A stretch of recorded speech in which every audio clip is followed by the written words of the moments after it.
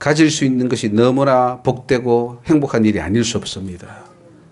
어찌 보면 저도 이미 죽어서야 할 생명이고, 뭐 우리 목사님, 우리 목사님들 또 다 어떻게 보면은 다 이 세상에 지금 벌써 없어야 될 사람들일지도 모릅니다. 예. 우리 정 교수님도 그렇고, 예.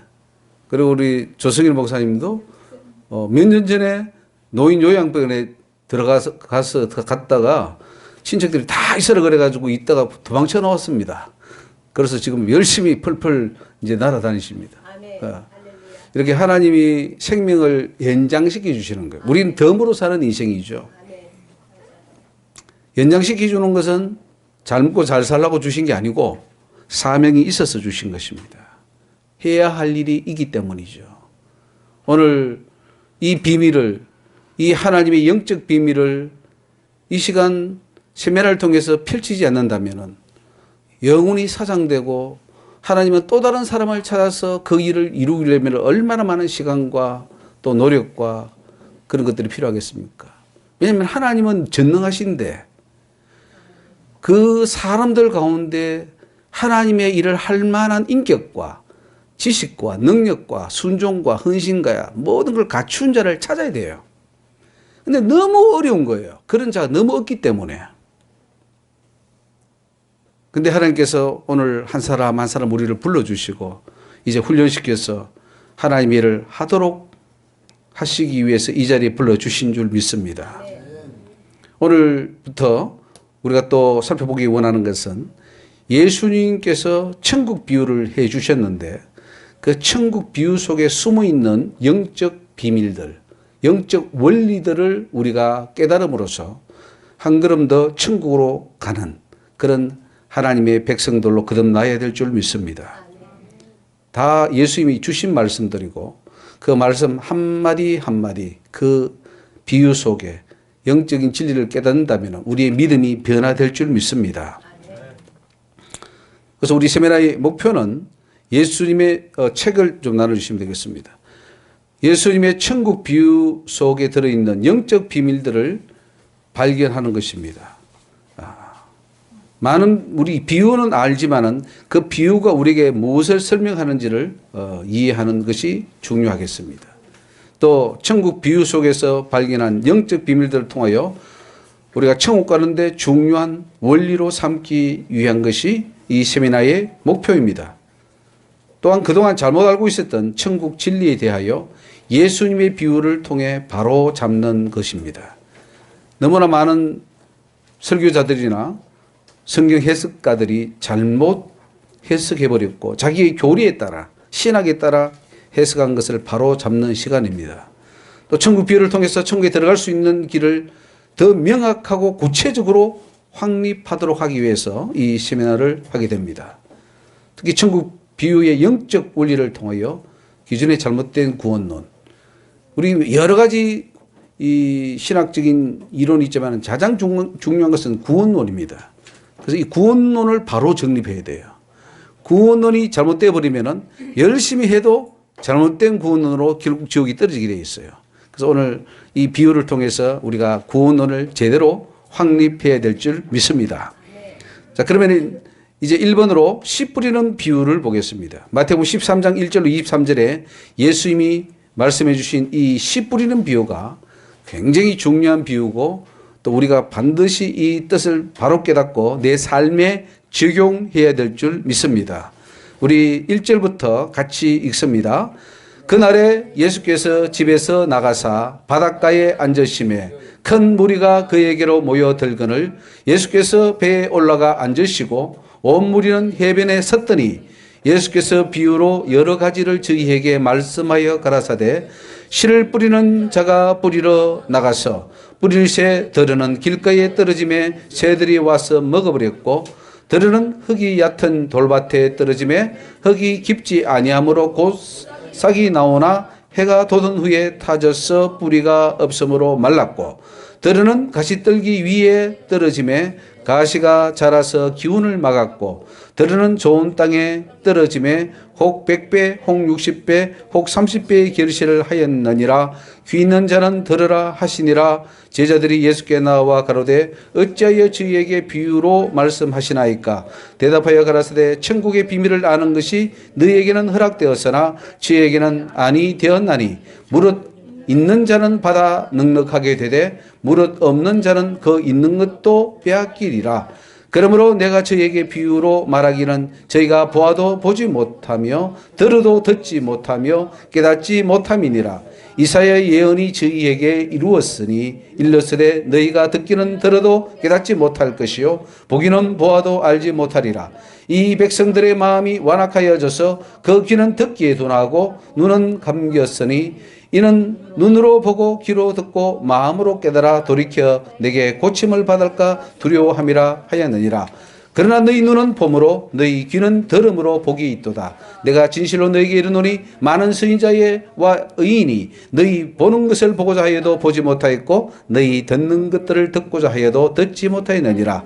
그런즉 씨 뿌리는 비유를 들으라. 아무나 천국 말씀을 듣고 깨닫지 못할 때는 악한 자가 와서 그 마음에 뿌리운 것을 빼앗나니 이는 곧 길가에 뿌리운 자요 돌밭에 뿌렸다는 것은 말씀을 듣고 즉시 기쁨으로 받되 그 속에 뿌리가 없어 잠시 견디다가 말씀을 인하여 환난이나 핍박이 일어나는 때에는 곧 넘어지는 자요 가시떨기에 뿌렸다는 것은 말씀을 들으나 세상의 염려와 재리의 유혹에 말씀이 막혀 결실치 못하는 자요 좋은 땅에 뿌렸다는 것은 말씀을 듣고 깨닫는 자니 결실하여 혹 100배 혹 60배 혹 30배가 되느니라 하시더라. 아멘.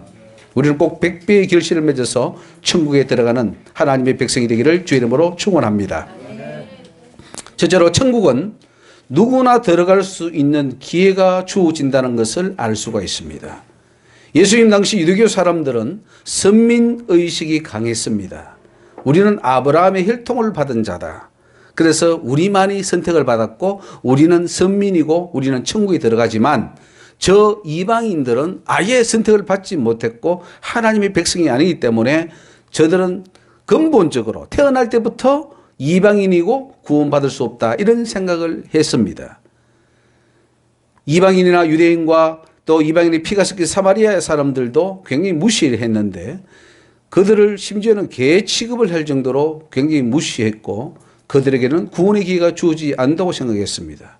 그래서 요한복음 4장 9절에 사마리아 여자가 가로되 당신은 유대인으로서 어찌하여 사마리아 여자 나에게 물을 달라 하나이까 하니 이는 유대인이 사마리아인과 상종치 아니함이라. 만약에 유대인들이 이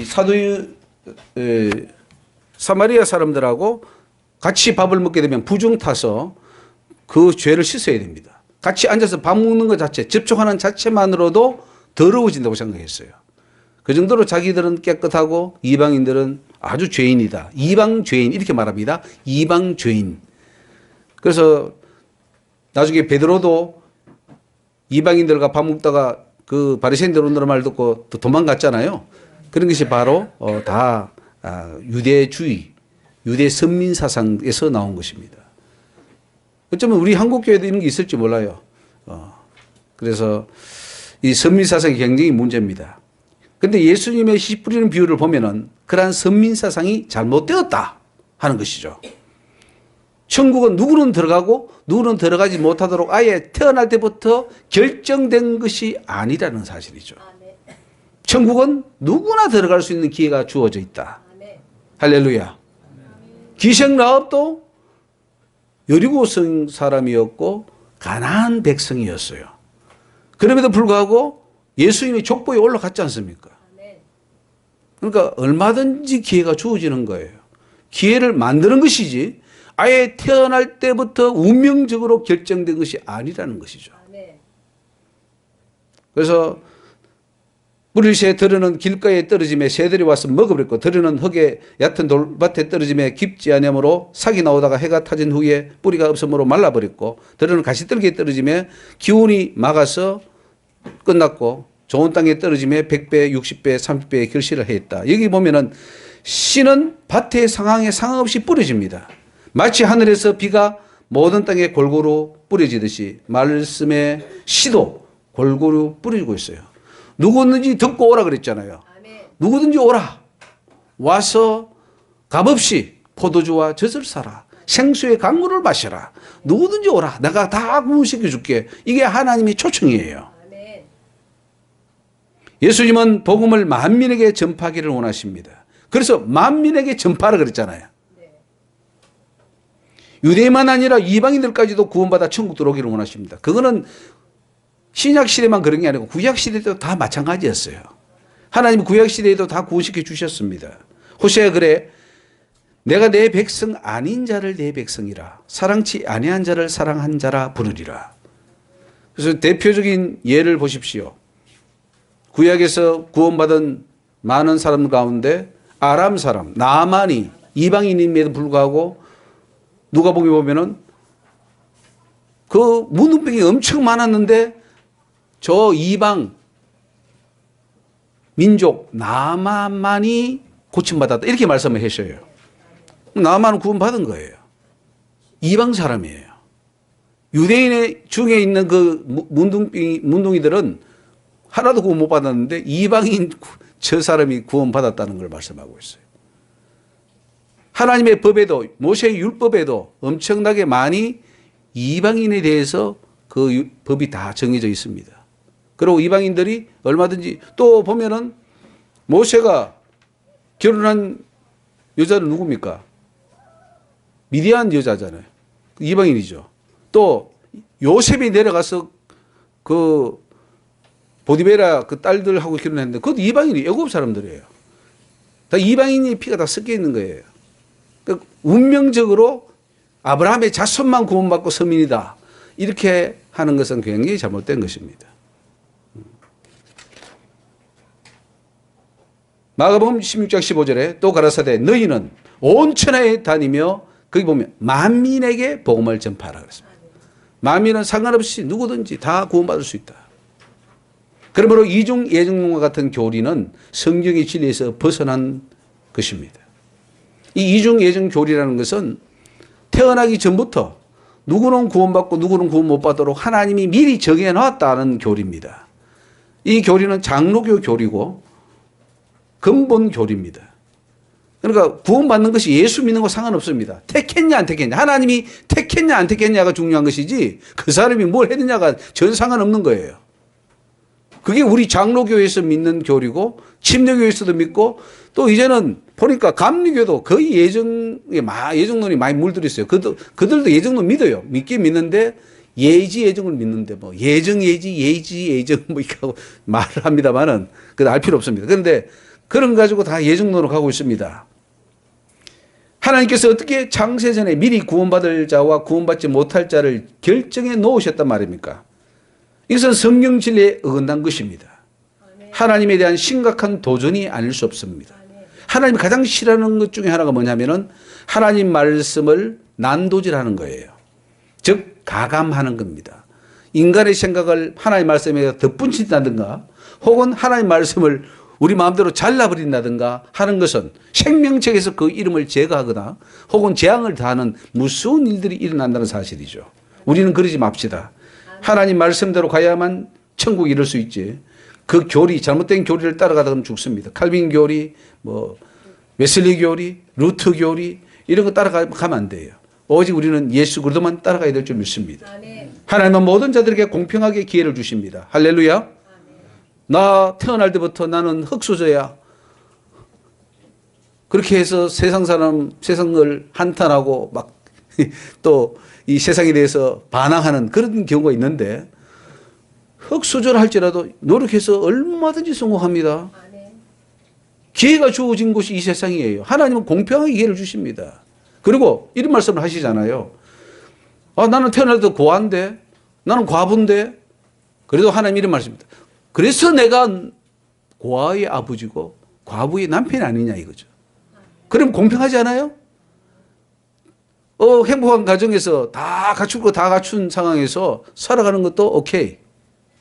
그런데 그것이 없어서 정말로 불행하고 누가 봐도 참 안 됐다 할 정도의 인생 이지만은 그렇기 때문에 하나님 만나서 하나님이 남편 되어주시고 아버지 되어주셔서 그 인생 성공시키시고 천국 데려간다면은 그야말로 그것이 어떻게 불공평하단 말입니까? 하나님은 공평하신 하나님입니다. 아멘. 문제는 그런 기회를 받은 인간이 얼마나 애쓰고 힘쓰느냐 하는 것입니다. 자기의 노력 여하에 따라 구원이 결정됩니다. 자, 오늘 중요한 말씀을 드립니다. 구원은 하나님이 해 주신다. 이렇게 믿으면 안 돼요. 구원은 내가 이룬다. 아멘. 맞아요. 굉장히 중요한 말씀입니다. 하나님이 다 해줄 거니까 우리는 할 게 없어. 그저 하나님 은혜에 감사한다. 이런 식으로 지금 다 가버렸어요. 그러니까 무장이 해제시켜버린 거죠.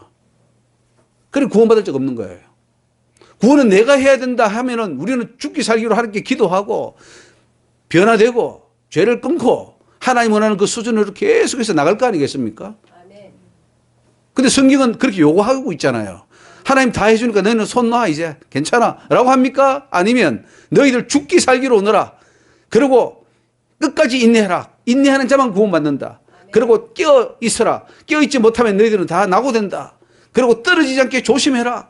뭐 이런 말씀들이 수두룩한데 그 말씀은 다 적어버렸어요. 그리고는 하나님이 다 은혜로 구원해 주시오. 이런 식으로 해놓았으니 천국에 올 적 없다는 말씀이에요. 저와 여러분은 오늘 말씀을 똑바로 봅시다. 아멘. 세례 요한의 때부터 지금까지 천국은 침노를 당하나니 따라합시다. 침노하는 자는 빼앗느니라. 천국은 어떻게 한다고요? 침노해서 빼앗는 것이 내가 성취하는 거예요. 아멘. 하나님이 보세요. 가나안 땅을 주셨어요. 주시는 것은 하나님의 허락이에요. 그건 하나님의 권한이에요. 그런데 들어가서 취하는 것은 우리가 해야 될 일이에요. 아멘. 근데 다 실패했어요. 60만이 실패하고 여호수아와 갈렙만이 왜? 그들은 나가서 저들을 정복할 수 있다. 가자. 하나님 우리에게 주셨기 때문에 우리는 가서 정복할 수 있다. 이거예요. 천국은 하나님 우리에게 주시기 때문에 우리가 들어갈 수 있는 거예요. 침노할 수 있는 거예요. 아멘. 이런 식으로 믿어야 되는데 하나님이 다 해주신대요. 그러니 실패자가 되고 다 광야에서 낙오자가 되어서 그 가나안 땅에 못 들어가는 겁니다. 오늘 저와 여러분들은 낙오자가 되면 안 되겠습니다. 아멘. 예루살렘아 예루살렘아 선지자를 죽이고 내게 파송된 자를 돌로 치는 자여 암탉이 그 새끼를 날개 아래 모음같이 내가 네 자녀를 모으려 한 일이 몇 번이냐. 그러나 뭐예요? 너희가 원치 아니하리로다. 내가 원치 않으면 천국 못 들어갑니다. 하나님 나 천국 싫어요. 나 너 천국 들어오기를 원해. 아 싫어요. 나 안 들어가겠어요. 할 수 없어요. 하나님. 전능하신 하나님도 어떻게 할 수가 없는 거예요. 그러니까 기회 주실 때 여러분 잘 받아야 되지. 언젠가 뭐 하나님 나 회개시켜서 나 데려가셔. 내가 이렇게 살아도 언젠가 불러주. 이런 아주 용감한 분이 계시더라고요. 그래서 죽을 때 회개하면 되지. 이런 생각들. 천국 못 갑니다. 두렵고 떨림으로 지금부터 정신 차려야 돼요. 아멘. 그래도 갈까 말까인데 지금 뭐 어떻게 배짱 부리고 나중에 가서 회개한다 그러고 천국 못 갑니다. 씨 뿌리는 비유를 보면서 특히 장로교에 속해 있는 자들은 속히 돌이켜야 합니다. 장로교 교리가 굉장히 무서운 교리예요. 우리는 뭐 안식교, 제7일 안식교 이런 데도 뭐 이단이라고 맞습니다. 잘못됐어요. 그들은 지옥 소멸설을 믿고 영혼 소멸설을 믿어요. 그러니까 언젠가는 지옥도 다 없어지고 지옥과 백성은 다 소멸돼 버리니까 괜찮다. 이런 사상을 가지고 있어요. 그건 이단이죠. 그런데 또 어떤 부분은 제가 대화를 해보면 구원론에 있어서는 더 그들이 정확한 부분도 있어요. 장로교나 이런 데보다. 제가 대화를 해보면요. 장로교는 심각한 모순에 빠졌어요. 자기는 정통교리를 하지만은 엄청난 모순에 빠지기 때문에 이거 깨부시지 않으면은 그 장로교에 소속되어 있는 사람들은 거의 못 가요.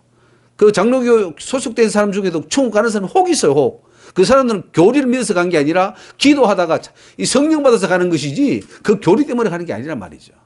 그러니까 교리 깊이 안 빠진 사람들이 기도하다가 은혜 받아서 가는 것이지 교리 깊이 빠진 목사, 막 공부한 사람들은 못 가요. 그게 팍 박혀버렸어요.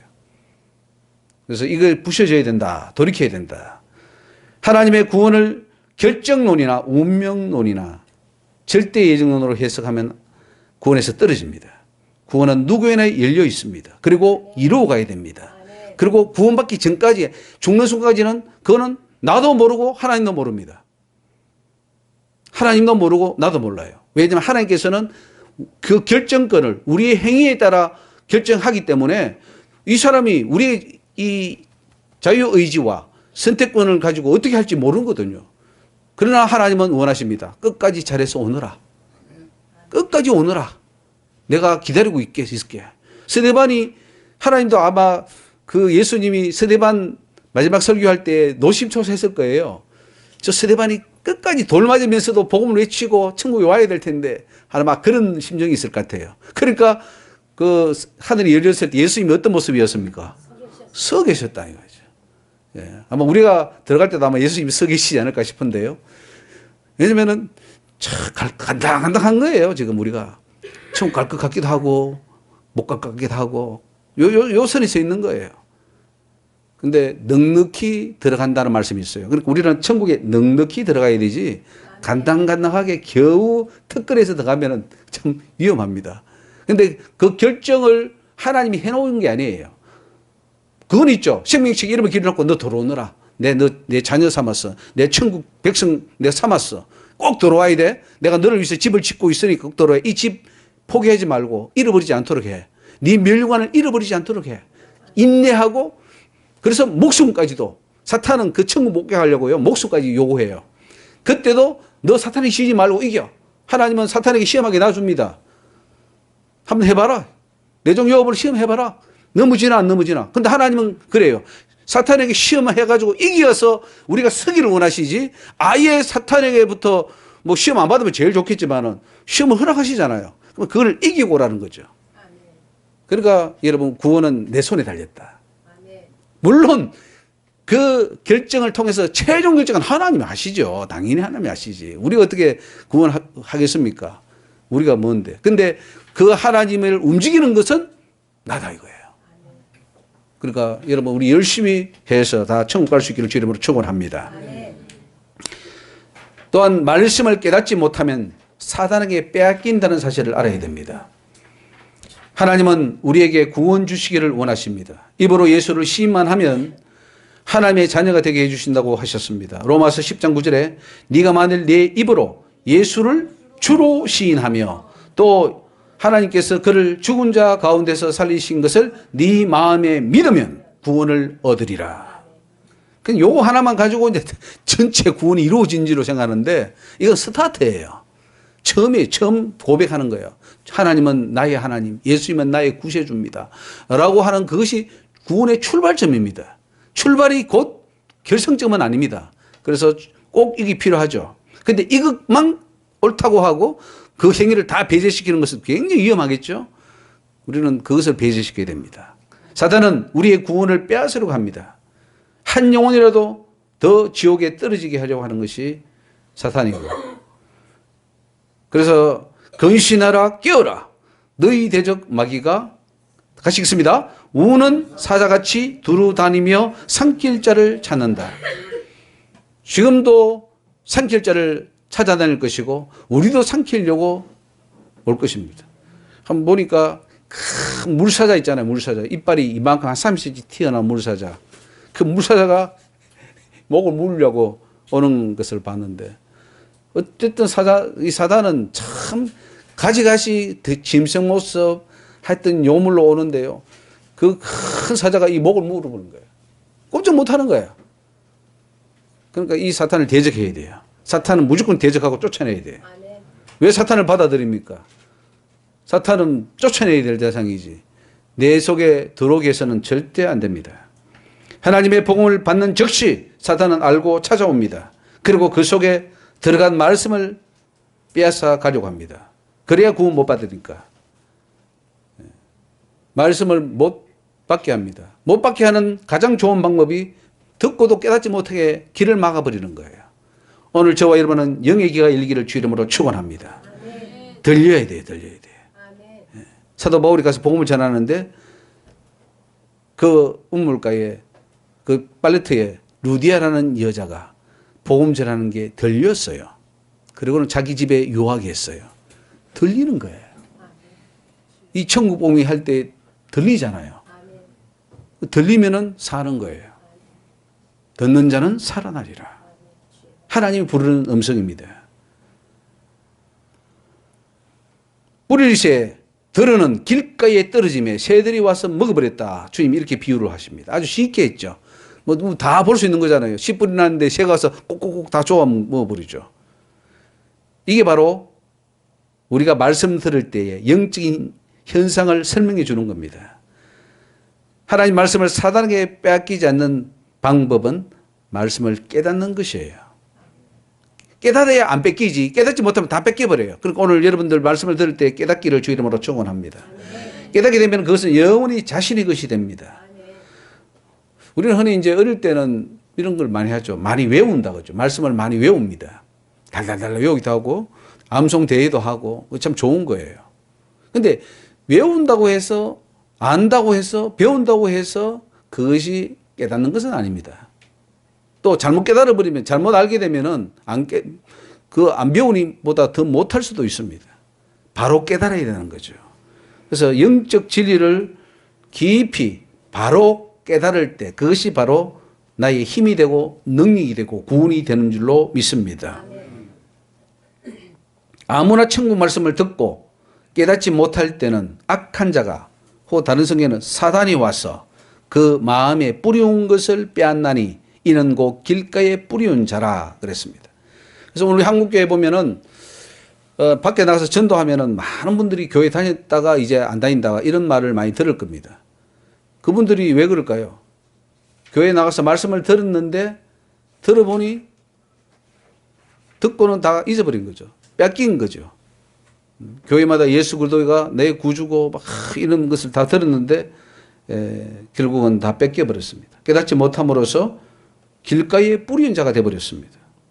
아담과 하와도 선악과를 따먹지 말라는 언약을 받았으나 그 말씀을 제대로 깨닫지 못했습니다. 그래서 하와가 하나님의 말씀을 의심하였습니다. 그 결과 사탄의 말을 듣고 선악과를 따먹음으로 범죄하게 되었습니다. 하나님의 말씀을 사단에게 빼앗겨버린 거예요. 요한복음 8장 44절에 너희는 너희 아비 마귀에게서 났으니 너희 아비의 욕심을 너희도 행하고자 하느니라. 저는 처음부터 살인한 자요 진리가 그 속에 없으므로 진리에 서지 못하고 거짓을 말할 때마다 제 것으로 말하나니 이는 저가 거짓말장이요 거짓의 아비가 되었습니다. 아비가 마귀면 안 되겠죠. 우리 아버지는 하나님이 되어야 될 줄 믿습니다. 마귀가 딱 잡아버리니까 그 마귀가 원하는 것을 엄청나게 욕심을 내고 살인하고 진리를 거부하고 거짓말하고 그렇게 따라 살아가는 거예요. 그러다가 지옥이 떨어지는 겁니다. 그래서 태어날 때 부모가요 참 믿음 좋은 사람 만나는 게 굉장히 복입니다. 어릴 때부터 태 속에 있을 때부터 기도해 줘야 돼요. 사탄이 잡지 못하도록.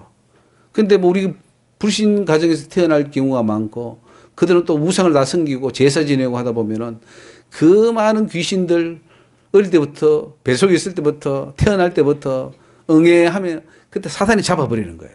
그러면 너희 아비 마귀가 되어버리는 겁니다.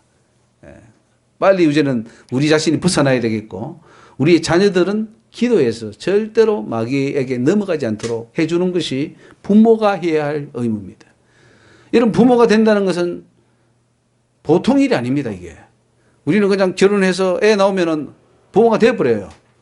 그러면은 사회적으로 혹은 혈통적으로는 부모가 됐습니다. 그러면 밥 새끼 돈 벌어서 먹이고 뭐 교육시키고 그러면 다 되는 줄 알아요.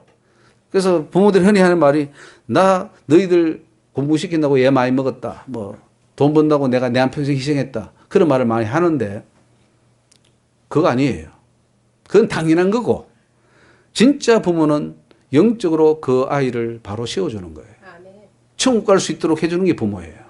부모의 최대의 목표는 그 아이가 천국의 알곡이 되고 천국의 백성이 되도록 해주는 거. 그거 하면요 세상 것 못 해줘도 대학 못 보내도 뭐 그렇게 집 안 사줘도 돼요. 그 아이가 천국 갈 수만 있다면 그 부모는 부모 역할을 다 한 거예요. 그런데 다 사주고 다 유학시키고 다 공부해도 그 아이가 지옥 떨어지면 그 부모는 아무 일도 한 게 없어요. 그러니까 여러분 얼마나 중요한 일입니까? 부모가 된다는 거 천국 가는 것인데 지금 나 혼자도 지금 천국 가기 힘들어 죽겠는데 내 자녀까지 끌고 와야 되니 보통 힘든 게 아닙니다. 그러나 여러분 얼마든지 지금부터 그것은 가능합니다. 아멘. 또 가능해야 되고 이거는 포기할 수 없고 양보할 수도 없어요. 죽기 아니면 살기다. 우리 신앙은 그래요. 두 가지 길입니다. 죽느냐 사느냐예요. 아멘. 살 길을 택하십시오. 아멘. 생명길을 택하십시오. 천국은 하나님 말씀을 깨달아야지만이 들어가는 곳이에요. 아무나 들어가는 곳이 아닙니다. 깨닫는 자가 들어가는 거예요. 아멘. 성령이 교회들이 하시는 말씀을 들으라, 깨달아라. 그래야 구원을 성취할 수가 있습니다. 시편 49편 20절에 종기에 처하나 깨닫지 못하는 사람은 멸망하는 짐승 같도다. 안타까워요.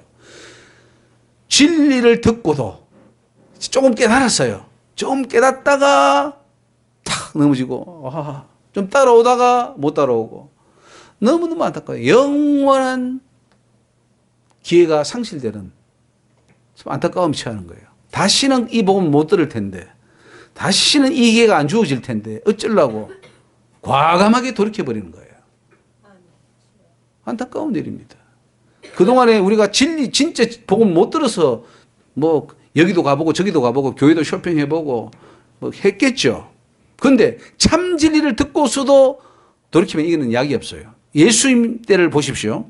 예수님이 오셔가지고 그 전까지는 너희들이 괜찮다 이거예요. 뭐 어쩌겠어.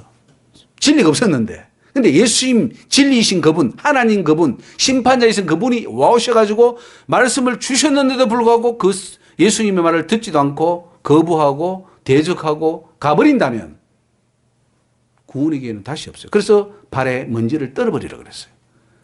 너희를 영접하면 들어가서 함께 유하고 만약에 거부하면 발에 먼지를 떨어버리라. 돌이켜라. 그리고 다른 곳으로 가라. 이렇게 주님 말씀하는 것은 기회가 없어진다는 것 말이에요.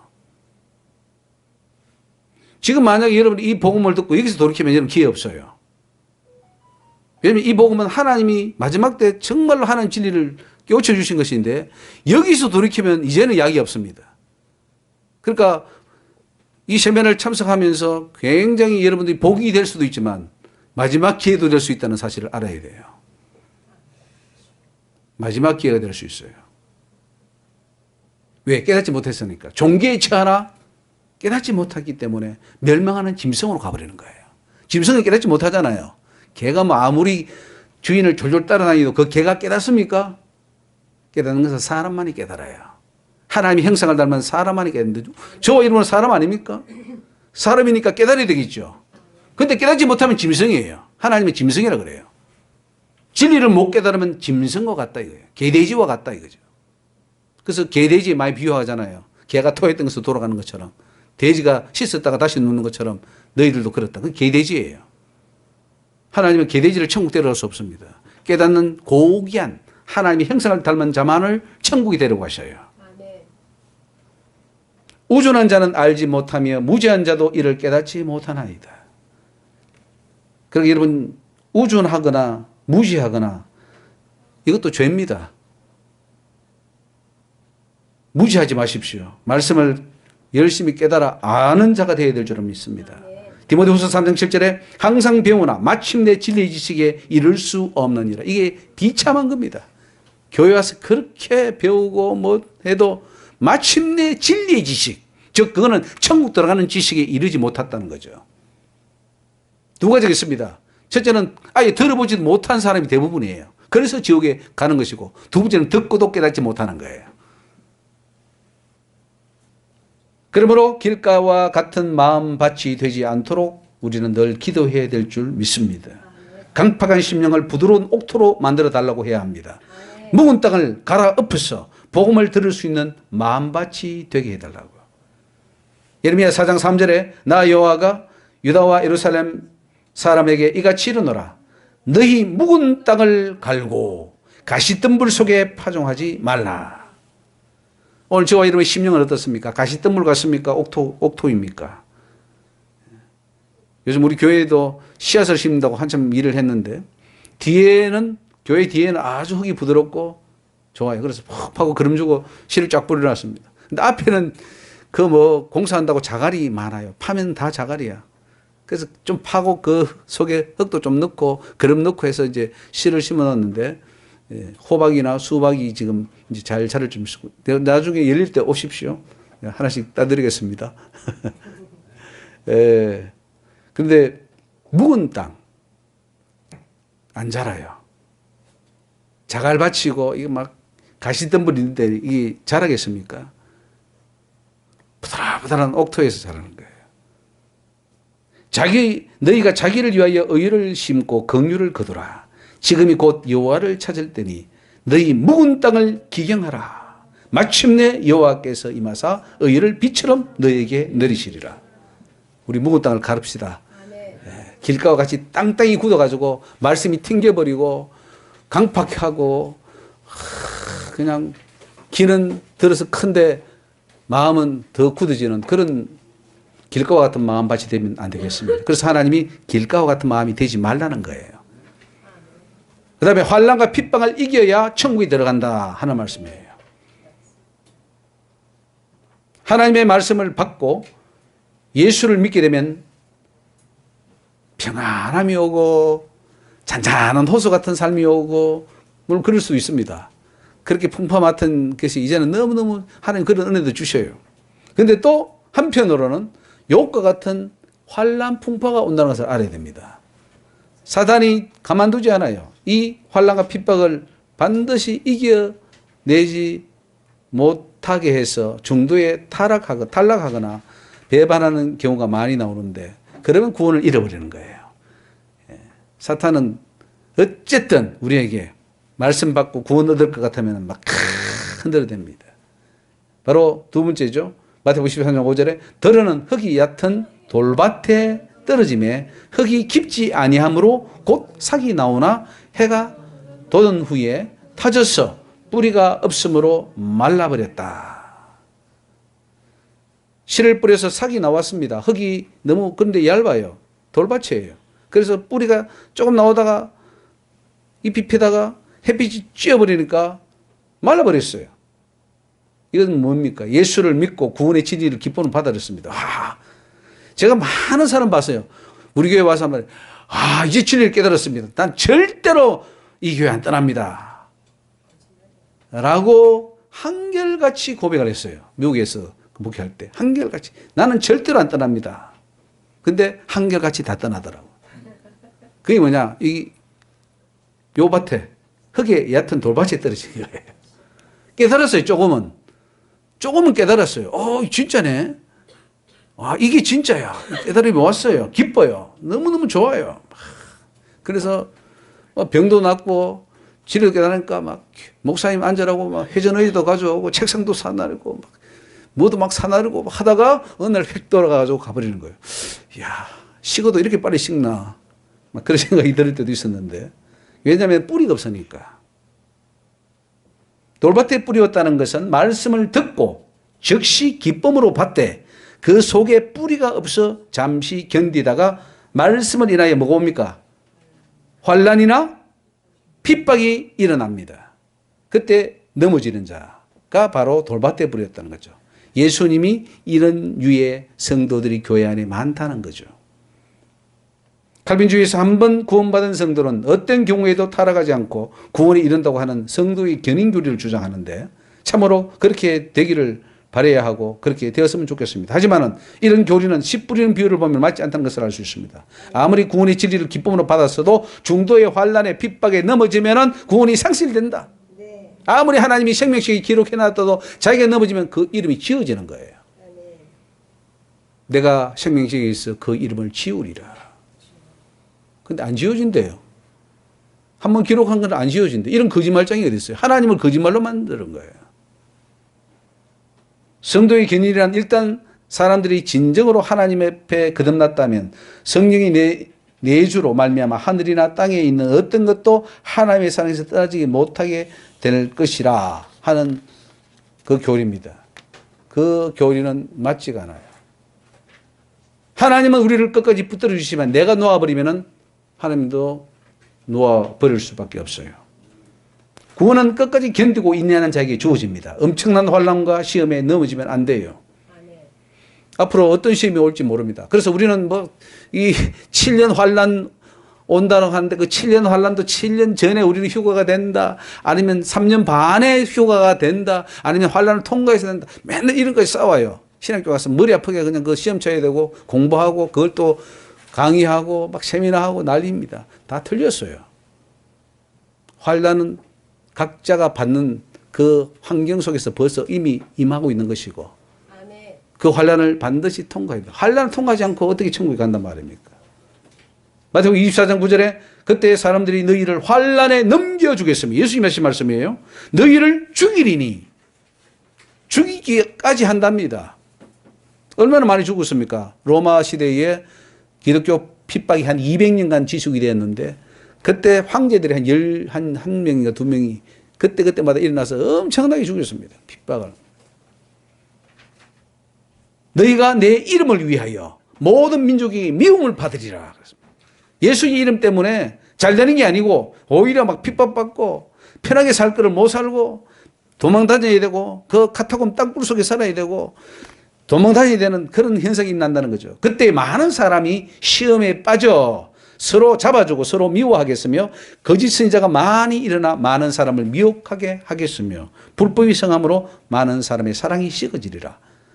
그러나 따라합시다. 끝까지 견디는 자는 구원을 얻으리라. 이 조건입니다. 한번 구원받은 사람은 영원히 내가 구원시켜 줄게가 아니고 끝까지 가야지 구원받는다라는 것이 예수님의 말씀이에요. 그러므로 천국에 들어가는 믿음을 가지려면 믿음을 가질 때 뿌리 깊은 믿음을 가져야 될 줄 믿습니다. 오늘도 여기 나와서 말씀을 들으면서 뿌리가 자라요.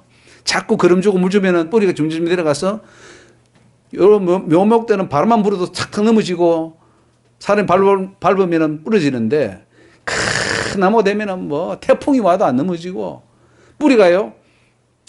한 나무가 한 20m, 30m 정도 되면은 뿌리가 20m, 30m 뻗어 있어요. 뿌리가 얼마나 기냐 하면은 20m가 있어요. 저기 30m가 있어요. 그러니까 넘어질 수가 없어요. 그 캘리포니아 저기도 보면은 나무들이 도로에 심어놨는데 그 나무가 크니까 벤자민 같은 나무는 이 도로를 다 들어버려요. 아스팔트, 뭐 세멘트 다 부셔버려요. 그리고 뿌리가 탁 있는 게 보여요. 뻗어 있는 게. 얼마나 견고한지 몰라요. 우리의 믿음이 그래야 돼야 된다 이거죠. 그래서 여러분 뿌리를 지금부터 깊이 넣어보세요. 지금은 깨달았다고 하하 좋아하고 말이지 이제 구원받았어 뭐 안 돼요. 이제 스타트예요. 그걸 빨리 뿌리를 내려가지고 흔들어도 목에 칼이 들어도 이런 말 하죠. 목에 칼이 들어도 나는 예수 믿겠다. 그런 말 잘하는데 진짜 칼 대봐야 돼요. 면도칼만 대도 내가 잘못했어요 할 사람들이 많습니다. 근데 정말 칼 냈을 때 내가 거기 있어도 두려워하지 않고 내가 예수 때문에 나는 죽겠습니다라고 할 수 있습니까? 할 수 있어요? 네. 말은 하지. 주여 나를 순교자로 사용하여 주시옵소서. 나는 목이 칼이 들어도 나는 주님을 배반하지. 베드로 뭐 요한 다 했잖아요. 근데 뭐 창틀하고 차고 막 하다가 예수님 잡히니까 막 둘둘 떨면서 다 도망가 버렸어요. 몰라요. 해봐야 돼. 그 현상이 다 해봐야 돼. 단두대 앞에 뭐 하나 툭툭 떨어져 나가는데 줄 딱 서 있다가 내 차례 오는 걸 기다리고 있다가 과연 그 단두대 앞에 갈 수 있겠어요? 가야 돼요. 그게 진짜 주님을 위해서 목숨을 내놓는 거예요. 그래서 환란은 통과하는 것이다. 환란을 여러분 즐기십시오. 이제 앞으로는 환란을 즐겨야 됩니다. 왜 환란이 하도 많이 오니까. 보통 많이 하는 게 아니라 은사가 많이 있는 사람, 사명이 큰 사람은요. 환란도 큽니다. 사탄이 가만두지 안 하고 뭐 얼마나 힘들게 하는지. 경제적인 환란은 뭐 저리 가라고요. 사람 고생, 특히 이제 가족들을 통해서 혹은 배우자를 통해서 엄청나게 옵니다. 그리고 주변 사람을 통해서도 오고 막 포기하게 만들어버려요. 그게 천국에 들어가는 티켓입니다. 그러니까 우리 하나님께서 주셨는데 그게 고난이 천국 들어가는 티켓이에요. 고난 없이 못 들어가요. 근데 우리는 고난 없이 들어가기를 원하죠. 고난 받으면 이거는 예수를 잘못 믿는 것이고 또 이거 뭐 내가 왜 고난 받으면서 이렇게 예수 믿어야 돼. 난 좀 편안하게 믿고 싶어. 내가 좀 편안하려고 예수 믿었지. 이렇게 고생하려고 믿었나? 착각입니다. 여러분 고생하려고 예수 믿는 거예요. 맞아요. 죽으려고 예수 믿는 거예요. 살라고 믿는 게 아닙니다. 죽으려고 믿는 거예요. 죽어야 천국 가서 사는 거지. 아멘. 그 원리를 우리는 거꾸로 생각해야 되는데 다 기복적으로 생각하는 거예요. 이 땅에서 잘 되고 자식도 잘 되고 편하고 뭐 이런 거 있잖아요. 왜? 그 일반적인 예? 기현 불교에서도 생각하는 뭐 다 그런 미신에서 생각하는 그런 기독교를 믿으려고 그래요. 주님은 그런 자를 기뻐하지 않습니다. 그래서 우리는 환난을 즐기자. 한번 고백해 볼까요? 시작. 환난을 즐기자. 핍박을 즐기자. 아무리 핍박해봐라. 난 즐거워. 기뻐. 이런 거죠. 그러면은 사탄이 하다가요. 지칩니다. 사탄도. 얘는 해도 소용없어. 포기해. 사탄이 포기하고 갈 때가 있어요. 포기하고 가게 만들어야지. 얘는 하면 할수록 더 우리가 저기 넘어뜨릴 수 있으니까 더 하자. 더 강도를 높여요. 계속. 그러니까 욥기 있어도 보면 처음에 한번 했다가 이거 안 넘어지네 욥이. 한 번 더 가가지고 더 강도를 높이잖아요. 그러니까 할 때 그냥 낮추고서 하고 그냥 다 받아버리면은 사탄은 나중에 더 이상 치면 안 해옵니다. 이깁시다. 아멘.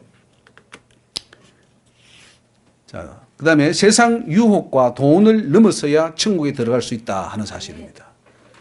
넘어서야 돼요.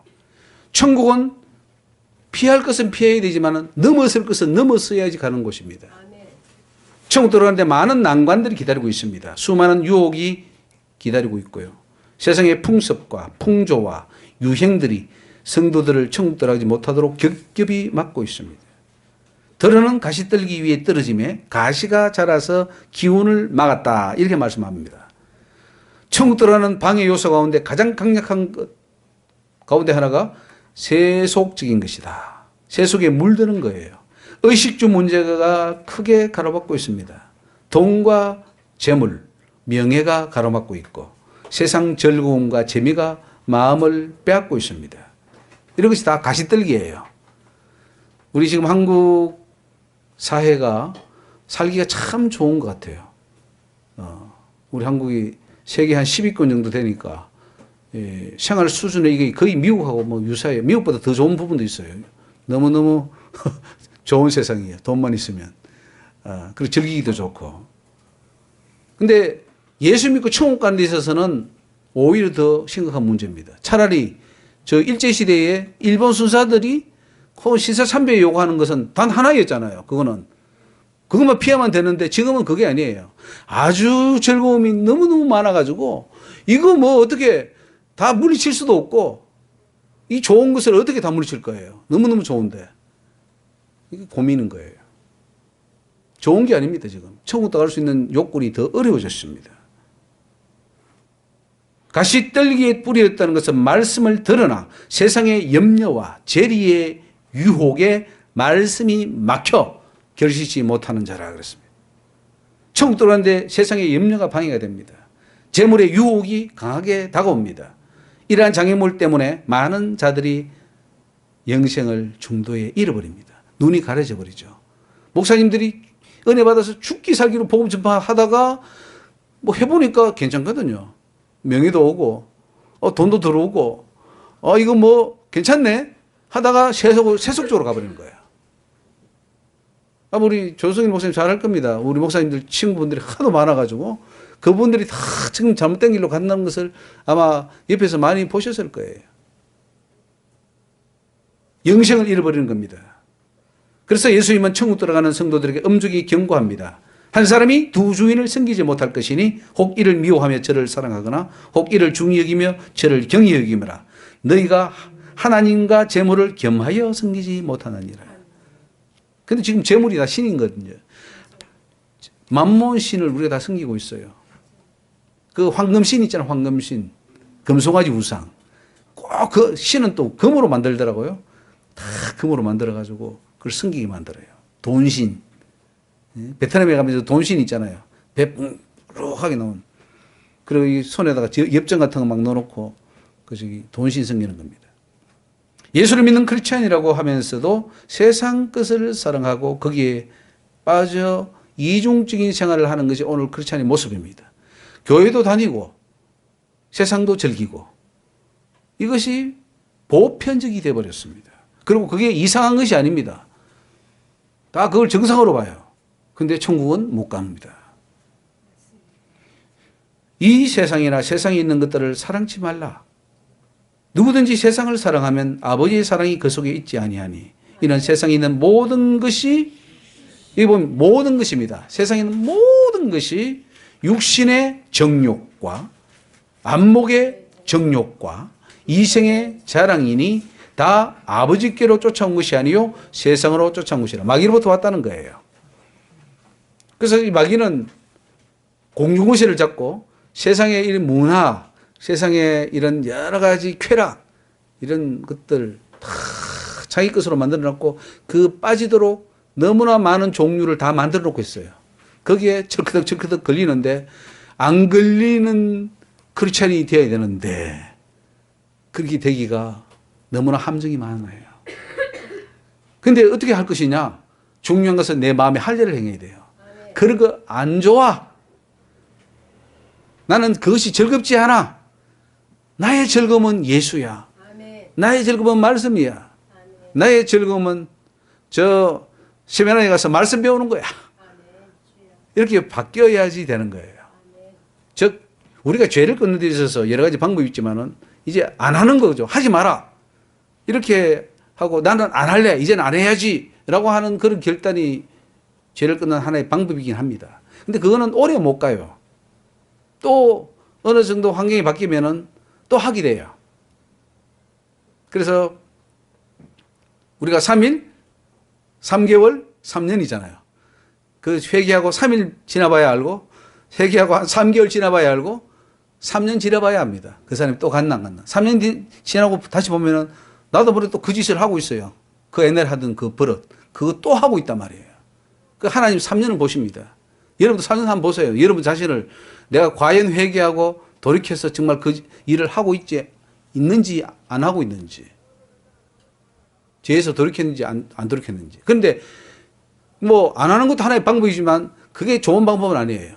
더 좋은 것은 죄를 끊는 더 좋은 방법은 더 좋은 것을 만나는 거예요. 그 더 좋은 것이 누구냐? 바로 예수 그리스도 진리인 거예요. 아이들이 그 자꾸 우리가 그 교육시킬 때에 그거 하지 마라. 그건 나쁜 거야. 해도 또 해요. 왜 그게 좋은 거니까. 또 그것밖에 없어. 뭐 할 게 있어야지. 또 그거 해요. 안 한다고 해놓고는 또 매 맞고 가서는 또 이틀, 3일 뒤에 또 그걸 하게 돼 있어요. 왜? 더 좋은 것을 대체시켜 주지 않았기 때문이에요. 더 좋은 걸 안겨줘야 되는 거예요. 그러면은 그걸 더 좋은 거기 때문에 덜 좋은 걸 버리게 되어 있습니다. 오늘 우리 더 좋은 게 뭐겠습니까? 정말로 천국이고 예수고 그 영적인 하나님의 그 깊은 하나님으로부터 오는 그 기쁨을 맛보게 해야 세상 기쁨이 물러가는 것이지 하나님의 기쁨이 안 왔는데 세상 기쁨 자르라 하면은 세상 기쁨이 잘라지느냐 이거예요. 안 잘려져요. 인간은 계속 찾는 거, 뭘 찾거든요. 목이 막 가라면 물을 찾는 것처럼 뭔가 사람은 즐거움을 찾으려고 그러고 뭔가 만족을 찾으려고 하는데 그게 하나님으로부터 안 오니까 세상 것이라도 찾으려고 하는 거예요. 썩은 물이라도 마시려고 하는 거예요. 그러니까 참 생수를 만나야 돼요. 참 예수를 만나야 돼요. 그게 예수가 와버리면은 이거 하지 말라 그래도 하라 말라 할 필요 없어요. 다 해결돼 버려요. 그러면 죄가 물러가 버리는 거죠. 죄는 자동적으로 물러가 버리고 그 좋은 예수를 붙잡고 나는 살게 되는 거예요. 그게 기독교의 진리입니다.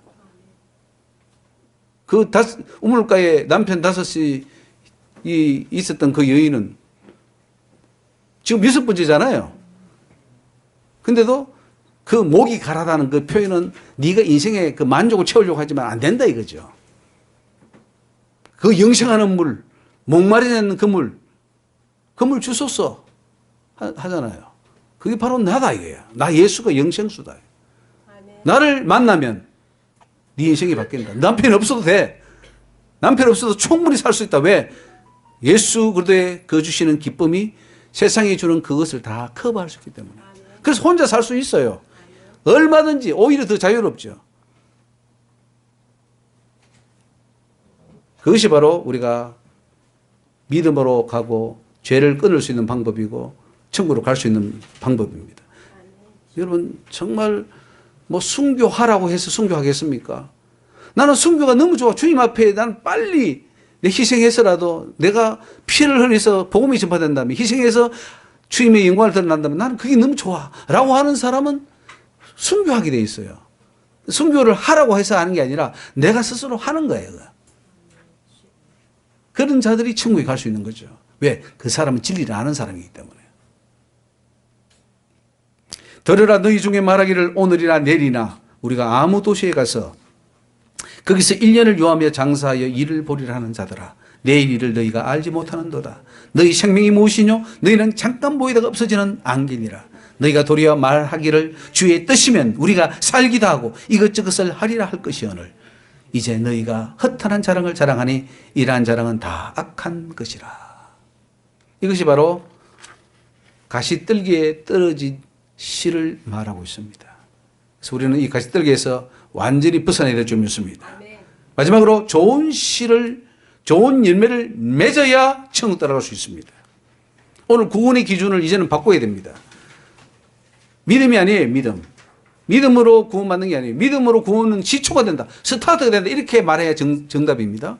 믿음으로 또 믿음으로 구원받는다고 했을 때 그 믿음은 우리가 말하는 입술의 고백이 아니에요. 그것은 완전한 성화를 이루고 완전히 희생을 갖춘 그 믿음을 말하는 거예요. 왜냐? 좋은 열매가 맺히는 것이 천국 들어가는 조건이기 때문입니다. 구원의 조건입니다. 이걸 자르면 안 돼요. 지금 교회는 다 잘라버렸습니다. 안 돼요. 큰일 납니다. 제발 우리 목사님들 안 돼요. 교단들, 신학교들 정신 차려야 됩니다. 좋은 열매가 구원의 조건이다. 천국은 열매 없이 들어갈 수 없는 곳입니다. 반드시 열매를 맺어야만 들어갈 수 있는 곳이 천국입니다. 맞습니까? 그래서 예수님이 오늘 마태복음 13장 8절에 들으는 좋은 땅에 떨어짐에 혹 100배, 혹 60배, 혹 30배의 결실을 하였느니라. 사탄이 뭐라고 했냐면은 이거는 상급이야. 말씀을 돌려버리는 거예요. 바꿔버리는 거예요. 그래서 우리 십자가가 있는데 그 십자가에서 딱 끝에만 꺾어버리면 뭐가 됩니까? 리만자죠. 리만. 절간 표시 있죠. 이렇게. 그 절간이 십자가를 꺾은 거예요. 사탄이. 하나님이 보여주셨어요. 딱 꺾은 거예요. 이렇게. 진리를 딱딱 꺾어버린 거예요. 비슷하게 가는데 불교에도 얼마나 뭐 대자, 대비하신 뭐 어쩌고저쩌고 불교에도 선행을 하고 막 비슷해요. 막 지옥도 보면은 그 고통 받는 거 보면 비슷해요. 비슷한데 아닌 거예요. 예수를 빼버린 거예요. 네가 성불이 해야 된다. 뭐 그런 식으로 해버리니까 예수 빼버리니까 그거는 사탄이죠. 근데 비슷하게 가요. 아주. 속지 마십시오. 이미 도끼가 나무 뿌리에 놓였으니 좋은 열매 맺지 아니하는 나무마다 찍혀버려야 된다. 이거는 지옥 간다 이거죠. 그러니까 좋은 열매 맺느냐 안 맺느냐가 구원의 조건, 절대적 조건입니다. 해도 되고 안 해도 되는 게 아니에요. 상급의 기준이 아니에요. 구원의 조건이에요. 예수님 말씀 우리 기억합시다. 열매를 맺기 위해서는 복음을 듣고 깨달아야 합니다. 자, 그 사람이 깨달았는지 못 깨달았는지를 보면 행동을 보면 알아요. 깨달은 사람은 행동으로 옮기는 것이고 깨달지 못한 사람은 행동으로 옮기지 않습니다. 그래서 여러분 행동으로 안 옮기진 우리 신앙생활이 있잖아요. 열심히 말씀을 들었는데 삶으로 안 나타났대. 왜 이렇게 삶이 안 되지? 왜 이렇게 행동으로 안 나타나지? 깨닫지 못한 거예요. 머리로 아는 거지 깨닫는 건 아니에요. 천국은 깨닫고 실천하여 열매를 맺는 자들이 들어가는 곳입니다. 10분의 비유에서 100배, 60배, 30배를 말하는 것은 그만큼 열매를 맺는 자가 들어간다는 것을 말씀하는 것입니다. 마태복음 13장 23절 우리 같이 읽습니다. 좋은 땅에 뿌리웠다는 것은 말씀을 듣고 깨닫는 자니 결실하여 혹 100배, 혹 60배, 혹 30배가 되느니라. 뭐 이걸 우리가 또 한 영혼 구원하는 영혼으로 친다면 여러분 100명 전도한다는 것은 그냥 뭐 복음을 전하는 사람 말하는 게 아니고 천국 들어갈 사람 100명은 만들고 가야 돼요. 그게 100배의 결실이라고 우리 해석합시다. 100명은 전도하십시다. 나로 인해서 100명이 천국 가야 되고 100명 못할 것 같으면 60명은 하십시오. 60명. 60명도 못할 것 같으면 30명은 하십시오. 나로 인해서 30명은 전도해서 천국 보내고 나도 천국 가야 돼요. 그게 열매입니다. 여기 있는 여러분들이 다 천국 간다면은 저는 조금 더 이제 하나님 앞에 더 열매를 채워 나가겠죠? 가야 됩니다. 가야 돼. 그게 열매예요. 사실 천국 열매가 뭐겠습니까? 한 영혼이 구원받아 천국 들어가는 걸 열매라고 하는 거죠. 그게 알곡이죠. 아멘. 내가 알곡이 되고 열매가 되게 되겠고 또 나로 인해서 많은 사람이 적어도 30명, 60명, 100명 더 많이 천국 보내는 거. 그 일을 해야 된다는 사실이죠. 좋은 땅에 있다는 것은 착하고 좋은 마음으로 말씀을 듣고 지켜 인내로 결실하는 자라. 이게 누가복음 8장 15절에 예수님 말씀해 주십니다. 예. 좋은 마음. 할렐루야. 좋은 땅은 좋은 마음이에요. 착하고 좋은 마음. 저와 여러분이 착하고 좋은 마음이 되어야 될 줄 믿습니다. 하나님이 쓰는 사람을 보면요. 착한 사람을 씁니다. 좋은 사람, 좋은 마음을 가진 사람을 써요. 양심이 바른 사람을 써요. 이게 목사가 돼도 이 마음이 좋지 못하거나 좀 악랄하거나 좀 악한 쪽으로 굉장히 강한 사람은요. 돼도 나중에는 그 목사직을 제대로 못하고 결국 천국에 하나님의 일을 못합니다. 일단은 기초는 착해야 돼요. 착하고 지혜롭고 성실하고 양심 바르고 이렇게 돼야 예수의 말씀이 들어가서 천국까지 가는 거지. 그게 잘 안 되면요. 중간에 가다가 다 꾸꾸러져. 그러니까 빨리 이름 갈아엎어서 좋은 사람, 착한 사람 되시기를 바랍니다. 기존의 구원관에서 행위나 열매를 구원의 조건에서 제시킨 것은 잘못된 것이고 행위나 열매가 구원의 필수 조건임을 예수님이 말씀해 주고 있습니다. 그러므로 내가 너에게 이르노니 하나님의 나라를 너희는 빼앗기고 그 나라의 열매 맺는 백성이 받으리라. 마태복음 21장 4절. 꼭 외우십시오. 이거는 정말 너무 중요한 말씀입니다. 열매 맺는 그들이 받고 열매 맺지 못한 자들은 다 빼앗긴다. 이렇게 주님이 경고하고 있습니다. 우리 이 말씀을 꼭 기억해서 우리 천국 들어가는 하나님의 백성 되기를 주의 이름으로 축원합니다.